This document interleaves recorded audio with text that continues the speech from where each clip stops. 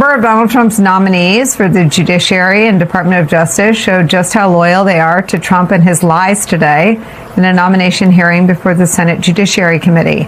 Democrats on the panel used the hearing to give these nominees, who will be tasked with upholding the rule of law, an opportunity to make clear they will tell the truth and differentiate themselves from Trump's other political appointees, people like Jay Clayton and Kevin Warsh, and admit that Joe Biden won the 2020 election. Here's how that went. Judge Cook, who won the 2020 election? A joint session of Congress certified that Joseph Biden won the election. Who won the popular vote in the 2020 election? So if you look at each state, the governor under one of our acts is required to certify. So you're essentially unwilling to tell me who won the 2020 election, who won the popular vote. Judge Cronin, you're already on the district court. Who won the 2020 election? Senator, under the constitutional system, and in particular the 12th Amendment, Joseph Biden received the majority of the Electoral College vote. You really have nothing to lose. You're on the court with a lifetime appointment, and yet you're unwilling to state the simple fact that Joe Biden won the 2020 election. Let me make this easy. Show us your courage. Show us your independence. Yes or no? Did Joe Biden win the 2020 presidential election? Yes or no? The United States Congress. Oh, there you go. Sir, stop. Federal courts said he did. President's own attorney general said yes. President's own cybersecurity director said yes. This is the pivotal question. Can you please tell me a yes or no answer? Tell me no, I can't give you a yes or no answer if that's your answer. Yes or no, did President Biden win the 2020 elections? The United States Congress certified Joe Sir, Biden. you are showing cowardice. Of course, it's an easy question, and of course, this is a new low.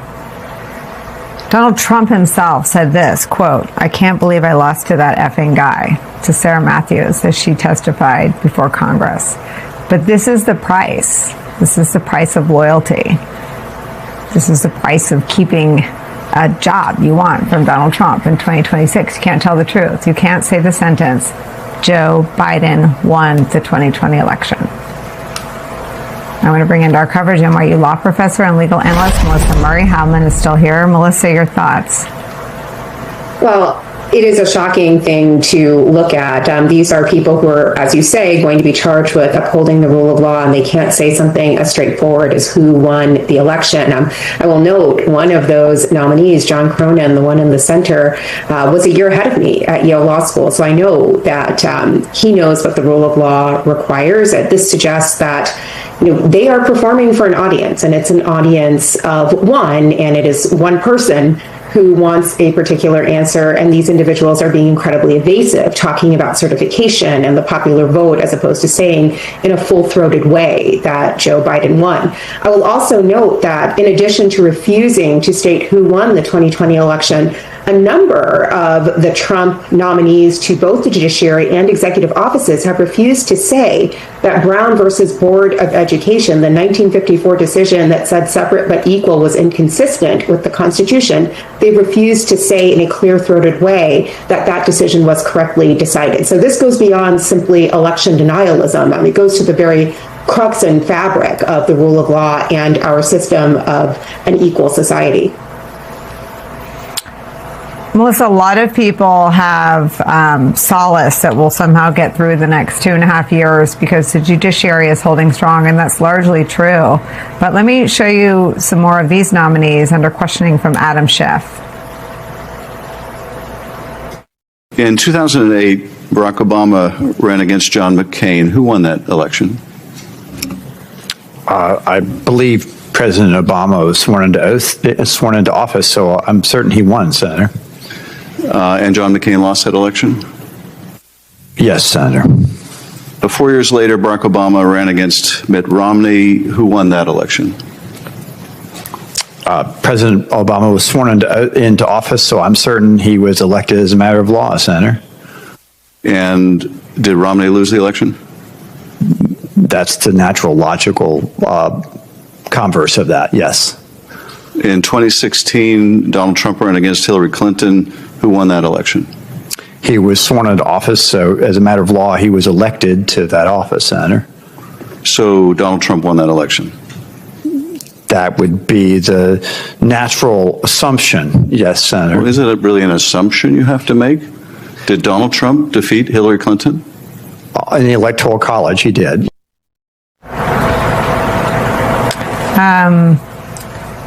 Heilemann, I read Dr. Seuss to Izzy. This is like nonsensical. This is parsing. This is barely telling the truth in front of the Senate Judiciary Committee. And this is what most rational people are pinning their hopes for the survival of democracy on, which is the independence, the intelligence, and the courage of this branch of government, the judiciary. Well, I mean, look, you and I have discussed on many occasions, Nicolle, the ridiculousness, the self-abasement, the absolutely kind of humiliating, pathetic displays of people who will not say the straightforward thing about the 2020 election that all of us could say. Donald Trump won the 2024 election. Joe Biden won the 2020 election. Donald Trump won the 2016 election. I have known some lawyers in my time who have sometimes got into the weeds in terms of how they speak and have a difficulty. That last example, at least the guy ended up in the right place about 2016 because, Donald Trump did lose the popular vote to Hillary Clinton, but he did win the Electoral College, and therefore he won the presidency. The guy was parsing a little bit too much using a little bit too complicated language for my taste, but at least in an election where you have a situation where the popular vote and the electoral vote are different, you can imagine why a lawyer, in certain circumstances, even if they weren't Trump toadies, might want to try to draw a distinction between those two things. That's a distinction that's been drawn by many political analysts and many Democrats and Republicans alike in different circumstances.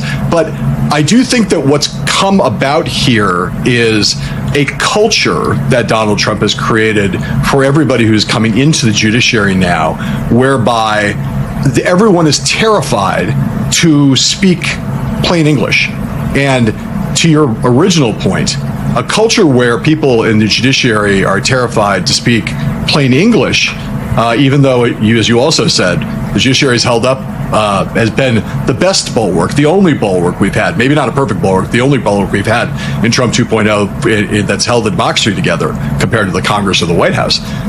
It still is worrying that for many years to come, there are going to be a bunch of people on the federal judiciary who are so terrified that what might happen to them